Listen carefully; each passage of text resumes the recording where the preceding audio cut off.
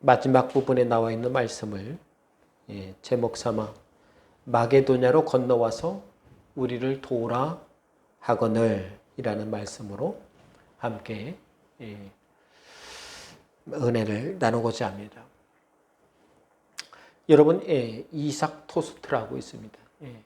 김하경 대표신데 이분은 자신을 대표나 사장으로 부르지 않고 아줌마라고 소개하죠. 자신은 요리 자격증도 없고 그래서 하나님께 뭐라고 살까요? 하고 기도하고 살다가 대학교 근처에 토스트 장사를 시작했다고 합니다. 저렴한 가격에 세를 얻어서 장사를 하고 있던 어느 날 대학교 정문이 이 토스트 가게 상가가 있는 쪽으로 문이 생겼어요. 그래서 이 상가의 월세가 엄청 올랐습니다. 김 대표는 세가 너무 비싸서 이제는 장사를 접어야겠다라는 생각을 하고 남은 가게를 여는 동안 평소처럼 어떻게 살아야 할지를 하나님께 기도하며 상가 주변을 청소하며 살았어요. 근데 이것을 늘 매일 나와 상가를 청소하는 이 김 대표를 보고 건물 주인이 찾아왔습니다. 아주머니에게 세를 계속 주고 싶다는 거예요. 김 대표는 자신은 돈이 없어서 이제 장사를 접고 그만두려고 한다라고 말했더니 그 집주인이 아주머니에게만 월세를 맞춰주겠다.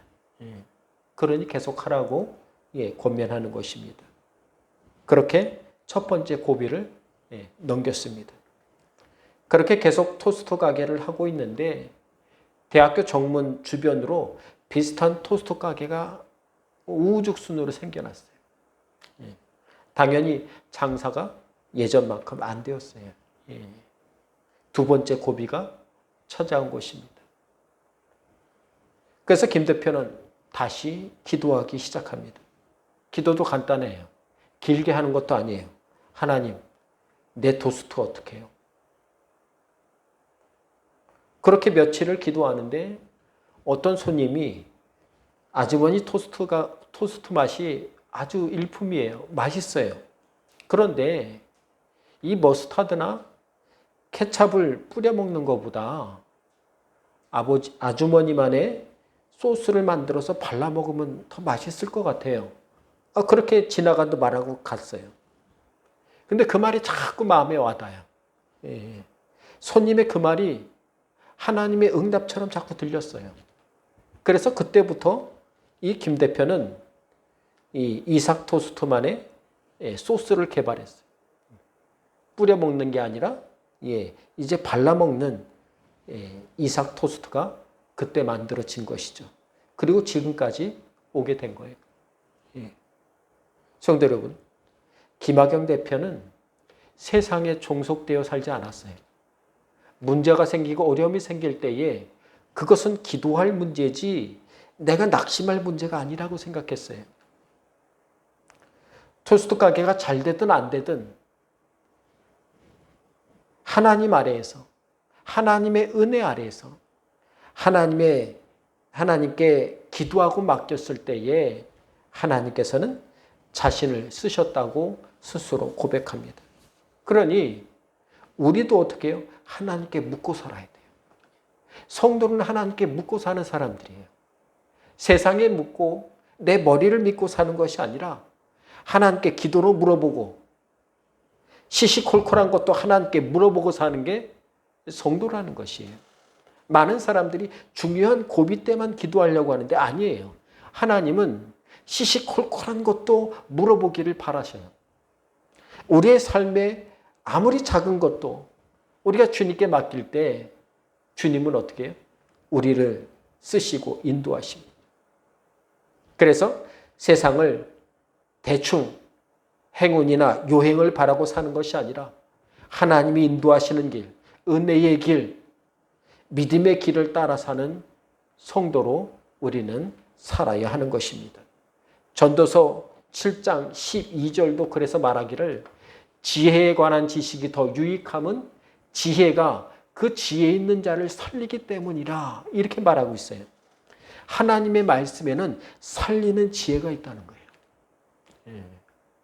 우리가 말씀을 읽고 듣고 되씹어 되새겨 우리가 마음에 새기는 이유가 뭡니까? 하나님의 말씀은 살리는 지혜가 있어요. 비관적인 내 삶의 상황을 회복이 될 수 있도록 은혜의 지혜, 말씀의 지혜, 회복의 지혜, 구원의 지혜가 있는 게 바로 하나님의 말씀이에요. 네. 고린도전서 1장 24절도 말하기를 그리스도는 하나님의 능력이요 하나님의 지혜니라 이렇게 말씀하고 있어요. 여러분, 사람이 인생을 잘 살려면 좋은 집을 사고 훌륭한 머리를 가지고 태어나는 게 중요한 게 아니에요. 무엇보다도 그가 살아가는 인생을 살아내는 삶의 지혜가 있느냐 이게 중요해요. 지혜는 어디서 나옵니까? 말씀에서 나오는 거예요. 우리에겐 말씀의 지혜가 필요해요. 기도의 지혜가 필요해요. 그리고 성도에겐 세상을 믿음으로 살아갈 만한 그리스도에 대한 지혜가 필요해요. 그리스도를 아는 지혜는 우리의 영혼과 삶을 윤택케 합니다. 그러니 예수를 아는 지식에서 머물러 살지 말고 우리는 예수를 믿어 날마다 구원의 지혜에 이르는 성도가 되어야 할 줄 믿습니다. 오늘 본문 사도행전 16장 9절 말씀은 이렇게 말하죠. 밤의 환상이 바울에게 보이니 마게도냐 사람 하나가 서서 그에게 청하여 이르되 마게도냐로 건너와서 우리를 도우라 하거늘 이렇게 말씀하고 있어요. 마게도냐 사람은 사도 바울에게 청하여 말했다고 말씀하고 있습니다. 무슨 말을 사도 바울에게 했습니까? 오늘 우리가 제목 삼은 마게도냐로 건너와서 우리를 도와라. 이렇게 그는 요청했습니다. 오늘은 이 말씀을 제목 삼아 마게도냐로 건너와서 우리를 도우라는 이 말씀에 담긴 은혜를 함께 나누며 은혜 받고자 합니다.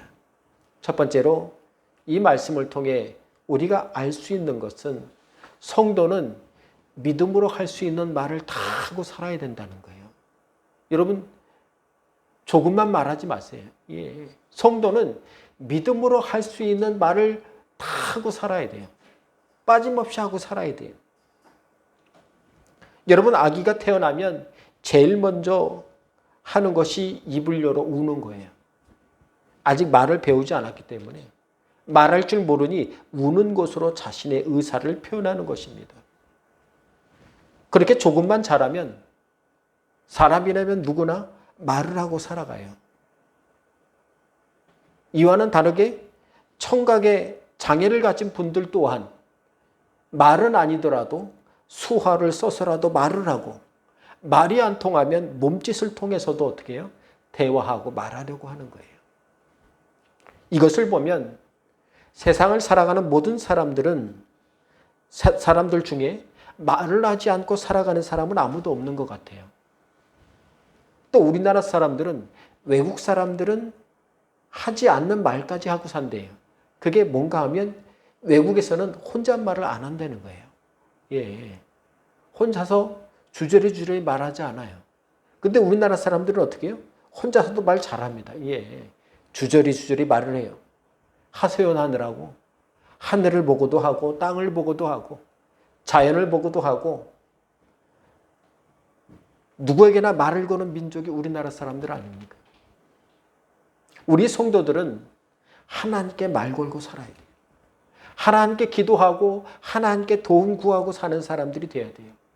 아기가 우는 것은 엄마 아빠 들으라고 우는 거예요. 사람이 말하는 것은 누군가 들으라고 말하는 거예요. 가족이 왜 식구입니까? 같은 입으로 밥 먹고 같은 입으로 말하고 사니까. 가족끼리 말하는 게 따로 있잖아요. 남들에게 말하지 못하지만 가족끼리 말하는 게 있단 말이에요. 교회는 어떤 곳입니까? 그러면 교회는 예수의 이름으로 말하고 사는 사람들이 모인 곳이에요. 주님으로부터 은혜 받은 말들이 전해지고 전해 듣고 나눠지는 곳이 바로 교회라는 것이죠. 그러니 예수 믿고 교회 나와 예배드리는 성도가 되었다면 우리는 어떻게 해야 됩니까? 믿음으로 말할 줄 알아야 돼요. 기도로 말하고 살 줄 알아야 돼요. 은혜 받은 걸 말하고 살 줄 알아야 돼요. 그래야 우리가 성도로서 온전히 살아갈 수 있는 것입니다. 예수를 믿는다면 내 삶에 믿음의 말이 그래서 넘치게 하고 살아야 돼요. 직장을 다니는 어느 고지식한 그리스도인이 있었습니다. 그는 자신이 예수 믿는다고 아무에게도 말하지 않고 살았어요. 그는 스스로 생각하기를 자신은 말이 아니라 삶으로 예수를 전하고 살겠다고 생각했어요. 그렇게 직장을 오래도록 다녔는데 하루는 직장에서 그의 동료 중 한 명이 찾아와서 이렇게 말합니다. 이보게, 자네는 뭔가 다른 것 같아. 우리랑 뭔가 다른 것 같아. 이 말을 듣고 그는 할렐루야, 내 방법이 통했다라고 미소를 지었어요. 또 다른 사람이 말합니다. 자네는 우리와 완전 다른 것 같아.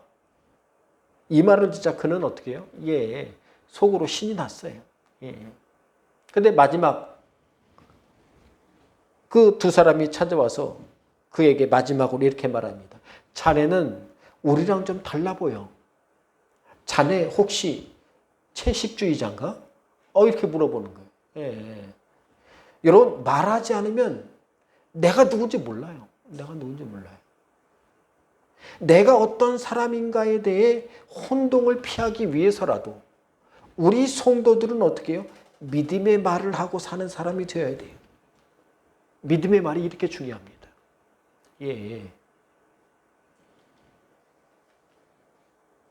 오늘 본문에 나오는 사도 바울을 보세요. 그는 믿음의 말을 하고 다니는 사람이었어요. 지난 1차 전도 여행에서 그는 어디를 가든지 입을 열어서 믿음을 말하고 은혜를 말하고 기도로 말하고 살았던 사람이 바로 사도 바울이었습니다. 섬을 가든 육지를 가든 산골짜기에 가든 그는 어디서든지 입을 열어 어떻게 해요? 믿음의 말을 쏟아내고 기도하고 살았어요. 회당이나 길거리에서 믿음의 말을 하고 복음의 말을 하고 회복과 치유의 말을 선포하고 살았습니다. 여기에서 세상의 말과 바울의 말이 다른 것은 오직 한 가지뿐이에요. 세상 사람이나 사도 바울이나 똑같은 언어를 말하고 살았지만 바울의 말 속엔 예수가 들어갔고 담겨 있어요. 여러분, 세상 말에는 세상 이야기가 가득합니다. 때문에 아무리 말을 많이 해도 그 말의 영향력은 땅에서만 통해요. 영혼에게는 안 통해요. 또한 세상 말에는 살리는 능력은 없으나 말로써 사람을 죽이고 상하게 하는 능력은 있어요. 하지만 사도 바울의 말에는 예수가 담겨 있었고 믿음이 들어가 있었습니다. 들어가 있는 정도가 아니라 바울의 말에는 사람을 살리고 고칠 뿐 아니라 영혼을 구원케 하는 능력이 있었어요. 사도 바울은 사람을 복음으로 설득하는데 탁월한 능력을 가지고 있었습니다.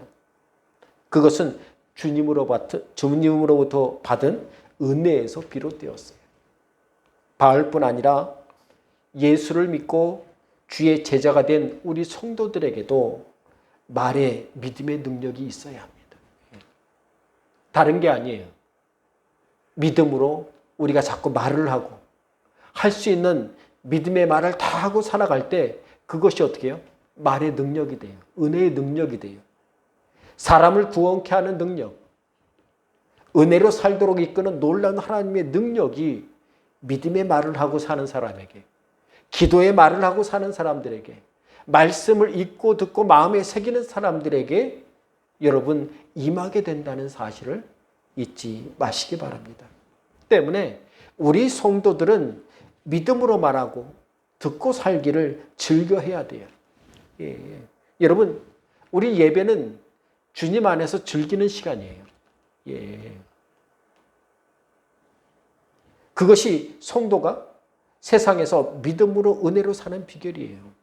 말씀을 즐겨 듣기 바랍니다. 찬양을 즐겨 듣길 바래요. 찬양도 즐겨 하시기 바랍니다. 예. 요즘 제가 기타를 다시 배우고 있는데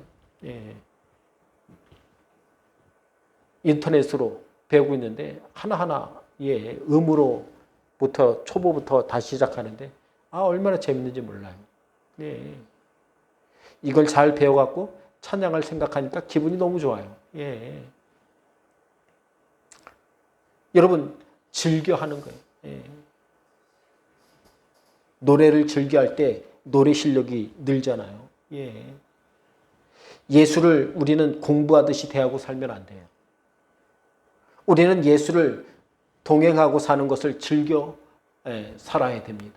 그게 바로 신앙이 자라는 비결이에요. 근데 세상을 보면 세상 일에 너무 바빠 눈앞에 있는 하나님의 은혜를 즐겨하지 못하고 즐겨 말하지 못하고 즐겨 듣지 못하고 즐겨 부르짖지 못하고 살아가는 사람들이 너무나 많다는 거예요. 근데 세상에서 제일 잘 즐기는 사람을 찾으면 어디서 찾을 수 있습니까? 아이들을 통해 알 수 있어요. 아이들은 참 누가 시키지 않아도 잘 즐겨요. 호기심 덩어리예요. 언제든지 말할 준비가 돼 있어요. 자기가 좋아하는 것을 찾는 데 손수예요. 그래서 아이들을 가만히 보면 말을 하고 놀든지 뛰어놀든지 무엇을 하고 놀든지 완전 열중해서 푹 빠져서 최선을 다해서 즐겨 노는 걸 볼 수 있습니다. 그런데 나이가 들고 어른이 되면 인생을 어떻게 해요? 무조건 생산적으로 살아야 한다는 강박 때문에 어른들은 어떻게 해요? 말의 즐거움, 놀이의 즐거움, 쉼의 즐거움을 잃어버리고 살 때가 많아요. 세상에 파묻혀 살다 보니까 나도 모르게 끝없이 일에 파묻혀 살고 나중에 덜 바빠지면 그때 쉬고 놀고 즐기겠다는 사람들이 많아요. 나중에 은퇴하고 나면 자신은 정말 신나고 즐기며 말하고 놀고 쉬고 살겠다고 생각합니다. 하지만 지금 내가 즐기지 못하고 말하지 못하고 행동하지 못하면 나중에도 잘할 수 없어요. 잘할 수 없어요. 전도서를 보면 우리는 하나님은 우리에게 할 말을 다 하고 사는 시간이 필요하다 이렇게 말씀해 주고 있어요. 그게 뭐냐면 전도서 3장 4절을 보니까 울 때가 있고 웃을 때가 있고 춤출 때가 있으며 이렇게 말하고 있어요. 슬퍼할 때가 있고 춤출 때가 있다 이렇게 말해요. 여러분 우리가 울어야 하고 웃어야 하고 슬퍼하고 춤출 때가 있습니까?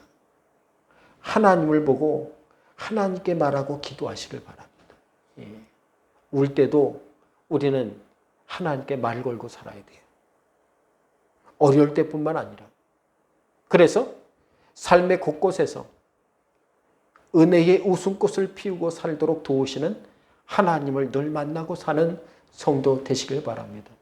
천지를 창조하셨을 때에도 하나님은 어떻게 해요? 즐기셨어요. 즐거워하셨어요. 어디서 볼 수 있습니까? 창세기 1장 31절에 보니까 하나님이 지으신 그 모든 것을 보시니 보기에 힘이 좋았더라. 이 말씀이 뭡니까? 심히 즐거워하셨다는 거예요. 하나님도 즐거워하셨어요. 예수님께서도 가나에서 열린 혼인잔치에 참석하셨습니다. 당시의 결혼식은 지금의 우리와는 좀 달라요. 지금의 우리 결혼식은 한두 시간 혹은 하루면 다 끝나요. 축하하는 게 다 끝나요. 근데 이때의 가나안 이스라엘의 혼인잔치는 며칠에 걸쳐서 하는 거예요. 하루 이틀이 아니에요. 길게는 일주일씩 하는 거예요. 일주일 동안 기뻐하며 축하하며 즐기는 시간이 그런 잔치예요. 때문에 며칠의 혼인잔치 중에 포도주가 떨어졌다는 것은 예상보다 혼인을 축하하고 즐기는 사람들이 더 많이 왔다는 거예요. 좋은 거예요. 이 가정에는 좋은 거죠. 자신을 축하하고 축복하는 사람이 그렇게 많이 왔으니까요. 예수님께서도 이 북적이고 즐김이 가득한 이 혼인잔치에 참여하셨어요. 그러니 예수님은 하루만 이곳에 참여한 게 아니에요. 잠깐 온 게 아니에요. 며칠 동안 같이 참여하셨어요. 포도주가 다 떨어질 때까지 주님은 이 혼인잔치에 참석하셨고 함께 즐겨 동참하셨습니다. 그런데 이 혼인잔치 중에 포도주가 떨어지고 만 거예요. 아직 잔치가 마치려면 멀었는데 예수님께서는 이때 손 닦고 발 닦는 그런 물들을 대부분 집 앞에 입구에 몇 통씩, 지금은 우리나라 말로 하면 큰 항아리로 몇 통씩을 거기다가 채워놔서 바가지로 어떻게 해요? 물을 떠서 손과 발을 닦고 들어오는 거예요. 물이 포도주로 변화되는 이 기적에는 두 가지 특별한 사항이 있는데, 하나는 예수님의 말을 믿음과 순종으로 들은 종들이 있었기에 가능했다는 거예요. 여러분, 이미 종들이 할 일은 다 했어요. 잔치를 돕는 곳에서도 바빠요. 그런데 이 혼인잔치에 참석한 대부분의 손님은 이미 잔치에 참여하러 들어오면서 어떻게 해요? 손과 발을 다 닦았어요. 이제 저 항아리에 물은 필요 없는 거예요. 얼마나 많이 왔던지 그 항아리에 물이 다 비워져 있어요. 지금 당장 손과 발을 닦을 물을 항아리에 담아놓을 필요가 없었어요. 그런데 예수님께서 어떻게 해요? 이리저리 불려다니며 바빴을 종들에게 저 항아리에 물을 가득 채우라는 거예요. 한두 번으로 안 돼요. 얼마나 많이 오고 갔을 거예요. 근데 그 말에 종들이 어떻게 해요? 오늘 한마디 말도 하지 않고 믿음에 순종해서 여러분 그 물을 채웠더니 그게 은혜의 통로가 됐어요. 여러분, 믿음에 순종하는 곳에 은혜가 있습니다. 마음으로 새겨 듣고 말하는 곳에 진심이 있는 거예요. 우리는 믿음의 진심인 사람들 아닙니까? 하나님의 말씀과 은혜의 진심인 사람들이에요. 그러니 하나님께 믿음의 순종, 기도의 순종, 말씀에 순종하고 사는 그런 믿음의 사람이 되어야 할 줄 믿습니다. 그렇게 순종했더니 손발을 씻고 닦는 물을 채워 넣었던 이 항아리를 떠다 주었더니 잔치에서 최고로 빛나는 최고급 포도주가 되어서 잔치의 즐거움과 축하함이 몇십 배가 되게 하셨어요. 몇십 배가 되게 하셨어요. 성도 여러분, 많은 분들이 하나님의 일은 고상하고 고귀하고 전혀 세상적이지 않은 거룩한 일에만 역사한다고 착각합니다. 아니에요. 아니에요. 시시콜콜하게 하나님께 고백하시기 바랍니다. 구하기 바라요. 하나님, 내 토스트 어떻게 해요? 이게 얼마나 세상적인 기도입니까? 근데도 응답하셔요. 세상적으로 즐기는 가장 최고의 방법, 술 먹는 거잖아요. 근데 포도주에 대해서 어떻게 해요? 최고 포도주로 물을 바꿔주심으로 주님께서 어떻게 해요? 그들을 즐기며 감사하고 살도록 배가 되게 하셨어요. 주님께서는 성도들이 하나님의 은혜로 즐겁고 감사하며 기쁨이 충만하게 살기를 바라십니다. 부모가 자녀들이 기뻐하는 것을 보면 더 기뻐하고 더 즐거워하는 것처럼 우리 하나님께서도 우리를 보면서 기뻐하시고 즐기는 분이세요. 여러분, 우리의 몸과 마음과 영혼은 서로 연결되어 있어요. 그래서 몸이 피곤하면 영혼도 가랍니다. 반대로 몸과 마음이 즐겁잖아요. 우리 영혼도 기쁨이 넘치게 되는 거예요. 그것이 감사가 되고 위로가 되고 은혜가 되는 거예요. 그러니 내 마음만 예수 믿는 것이 아니라 내 삶과 몸과 말까지도 주님과 늘 하나가 되어서 살아가는 성도가 되시기 바랍니다. 이 한 주 믿음의 말과 고백을 잔뜩 하고 사는 한 주 되시길 바랍니다. 그래서 기쁨과 감사와 즐거움이 가득한 주 안에서의 즐거운 추석이 되시길 간절히 바랍니다. 추석을 즐기세요. 주님 안에서 즐기세요. 마음껏 축복하는 것에 즐기세요. 남을 탓하고 미워하고 부정적인 말을 하는 것이 아니라 하나님 앞에서 모든 것을 즐기며 감사할 수 있도록 축복하는데 여러분 최선을 다해 말하시기 바랍니다. 두 번째로 성도는 믿음의 말에 반응하고 살아야 돼요. 예. 여러분 오늘 본문은 마게도냐 사람이 환상으로 바울에게 말을 걸었는데 사도 바울은 어떻게 해요? 이게 믿음의 말로 들리고 거기에 반응했어요. 바울만 그랬습니까? 아니에요. 예수님께서도 사람들이 도와달라고 하는 말에 늘 반응하셨어요. 예. 마태복음 15장 25절에 보니까 가나안 여인이 귀신 들린 딸을 위해 주님께 이렇게 말합니다. 여자가 와서 예수께 절하며 가로되 주여 저를 도우소서. 저를 도우소서.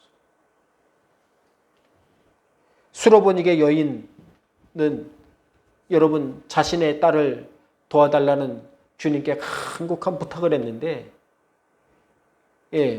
어떻게 해요? 이방인에게 자기는 도움을 줄 수 없다며 거절하셨어요. 그랬더니 그 수로보니게 여인이 뭐라고 합니까? 개도 주인이 떨어뜨린 것을 먹고 삽니다. 저 좀 도와주세요. 많은 사람들이 수로보니게 여인의 믿음에 감탄을 해요. 주님께서도 어떻게 해요? 이와 같은 믿음을 이스라엘에서 본 적이 없노라 라고 말하기도 하셨습니다.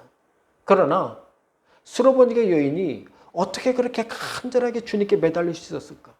창피함과 곤욕스러운 말을 들으면서도 어떻게 부탁할 수 있었을까? 그 여인은 주님에 대한 믿음을 가지고 있었어요. 여러분 믿음이 있잖아요.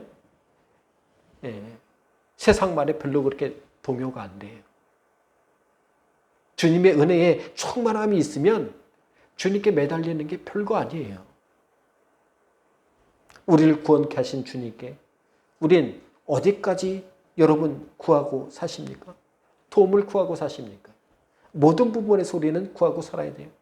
마가복음 9장 22절에도 간질병 든 소년의 아버지가 아들을 도와달라고 말하며 이렇게 고백하죠. 귀신이 저를 죽이려고 불과 물에 자주 던지나이다.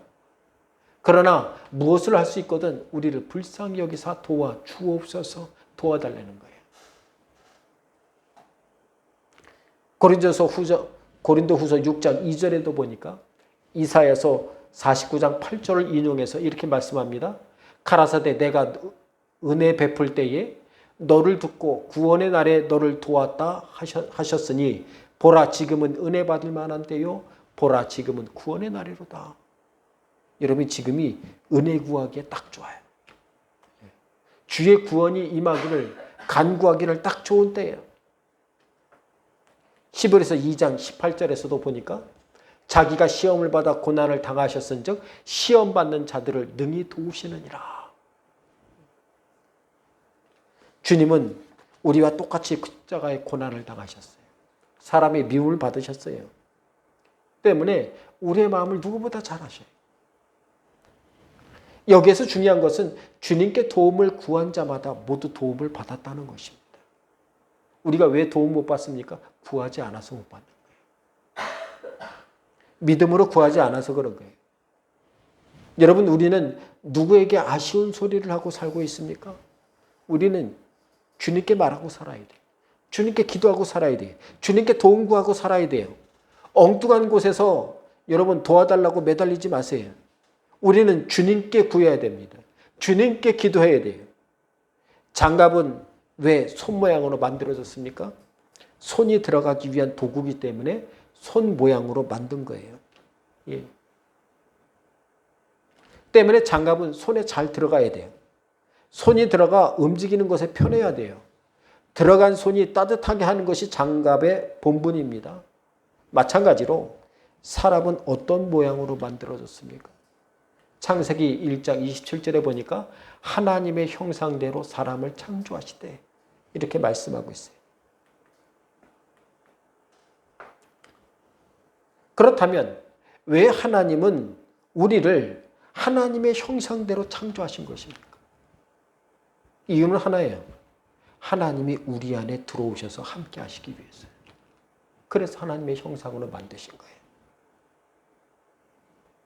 손이 장갑을 위해 있는 것이 아니라 장갑이 손을 위해 있는 거예요. 우리가 하나님의 형상을 닮아서 이 땅에 온 것은 하나님이 내 삶에 들어오지 않고서는 우리는 결코 인생을 즐기며 감사할 수 없는 거예요.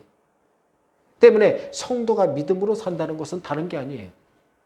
내 삶의 모든 터전에서 하나님을 인정하고 하나님을 모시고 사는 게 믿음이에요. 먹는 것에도 마시는 것에도 주님의 은혜가 함께하길 간절히 바랍니다. 내 삶의 모든 곳에서 하나님의 도움을 받고 사는 것이 은혜예요. 다른 게 은혜가 아니에요. 장갑이 아무리 이쁘고 멋있어도 명품이어도 손이 들어가지 않으면 그건 아무것도 아니에요. 장갑에 손이 들어가야 모든 것을 행동으로 옮기고 살아갈 수 있는 것입니다. 마찬가지로 사람이 사람답게, 성도가 성도답게 살아가려면 내 삶의 모든 부분에서 하나님을 모시고 살아야 돼요. 하나님이 내 안에 들어오셔야 돼요. 내가 믿음으로 주님과 동행하고 살아야 하나님의 도움도 받고 살아갈 수 있는 것입니다. 하나님이 주신 생각, 하나님 주신 말씀, 하나님 주신 은혜를 품고 살아야 우리는 제대로 된 하나님의 형상을 입은 사람으로 살아갈 수 있는 것입니다. 한 농부가 길에 쓰러진 청년을 발견하고 집으로 데려와 정성껏 돌봐주었습니다. 건강해진 청년이 내가 당신의 은혜를 꼭 갚겠다는 말을 남기고 길을 떠났어요. 얼마 후 농부는 왕의 초대를 받았습니다. 농부가 돌봐주었던 그 청년이 왕자였던 거예요. 왕은 농부에게 소원을 한 가지 얘기해라 이렇게 들어주겠노라고 말을 했습니다. 그랬더니 농부가 매년 한 달씩 왕자님이 우리 집에 오셨으면 좋겠어요. 조금 이상한 소원이지만 왕은 약속대로 왕자를 매년 한 달씩 농부 집에 보냈어요. 근데 그냥 보낼 수 없잖아요. 왕자가 갈 때마다 왕은 왕자의 안전을 위해 군사들을 보내어 농부의 집을 지키게 했어요. 왕자가 먹을 음식을 위해 왕궁에 요리사를 보냈고 왕사가 1년에 한 달 동안 머물지만 그곳이 불편하지 않도록 침실과 화장실과 거실과 마당을 농부의 집을 고쳐서 만들어 주었습니다. 농부는 다만 왕자만 초대했지만 그 집은 왕자가 사는 궁전처럼 변했어요. 우리도 주님을 모시고 살아야 될 이유가 바로 여기에 있습니다. 주님이 오셔야, 주님을 모시고 살아야, 주님을 말하고 살아야 우리도 하늘나라를 이루고 여러분 살아갈 수 있는 것 아니겠습니까? 주님을 모시고 살되 날마다 모시기 바랍니다. 그래서 초막 같은 내 삶에도 주님 때문에 하나님의 나라와 같은 집과 가정과 인생을 누리고 살아가는 성도 되시길 간절히 바랍니다. 마태복음 14장 32절을 보면 풍랑을 만난 배에 예수님이 들어오셨더니 바람이 그쳤노라고 말씀하고 있어요. 내 안에 폭풍과 같은 문제가 있습니까? 주님을 모시세요. 주님이 모시면 그 나머지 해결 방안은 주님께서 하십니다. 주님을 청하여 모시기 바랍니다. 주님을 자꾸 말하고 살아야 돼요. 주님의 말씀에 자꾸 반응하고 살아야 돼요. 그렇게 주님을 모시고 살면 하나님의 나라가 우리와 함께합니다. 땅에 살지만 주님의 도우심으로 하나님 나라를 말하고 구하고 세우고 사는 성도 되시기를 간절히 바랍니다. 오늘 말씀에서 주님은 아직 예수님을 믿는 사람이 단 한 명도 나오지 않은 이 발칸반도의 한 사람을 환상을 통해 바울에게 보여주며 도움을 청하게 하십니다. 예수님은 믿음의 도움을 청하고 기도의 도움을 청하는 사람들에게 거절치 않는 사도 바울의 믿음을 아셨어요. 사랑하는 성도 여러분, 사도 바울을 아시고 이끄시는 주님께서 우리의 가정과 삶도 여러분 이끌어 주시려고 합니다. 주의 말씀을 듣고 주의 주님께 말하고 사는 것 마음껏 여러분 도움 구하고 살아가므로 주님께 말 걸고 사세요. 예. 친구보다 주님께 말하는 게 더 많아야 되지 않겠습니까? 주님과 더 깊은 이야기를 나누고 사는 게 여러분 우리가 은혜로 사는 비결 아니겠습니까? 나에게 지금 어떤 도움과 은혜가 필요한지를 가장 잘 아시는 주님께 믿음으로 받은 은혜대로 말씀을 들은 대로 도움을 마음껏 구하고 말하고 살아가므로 하나님의 은혜 받아 살아가는데 부족함이 없는 우리 선한교회 모든 성도 되시기를 주님의 이름으로 간절히 바랍니다. 기도하겠습니다. 하나님 감사합니다. 주님 우리를 인도해 주옵소서. 우리의 앞과 뒤와 위아래를 이끌어 주시고 우리 속에 우리와 함께 하심으로 우리를 주장하사 하나님의 아들 되신 예수 그리스도를 통해서 우리가 하나님 나라를 이루고 은혜의 집을 이루고 살아가는 데 부족함이 없도록 축복해 주옵소서. 우리의 삶의 연약함 주님께 다 맡기며 특히 추석 연휴를 지나며 하나님의 귀한 은혜 똑똑히 듣고 똑똑히 늘 말하고 살아가므로 그것이 나의 것일 뿐만 아니라 남에게도 나눠주고 전해줄 수 있을 만한 믿음의 사람, 은혜의 사람, 믿음의 말을 하고 믿음에 반응하고 믿음의 말에 반응하고 살아가는 귀한 백성들 다 되게 축복해 주옵소서. 예수님의 이름으로 기도하옵나이다. 아멘.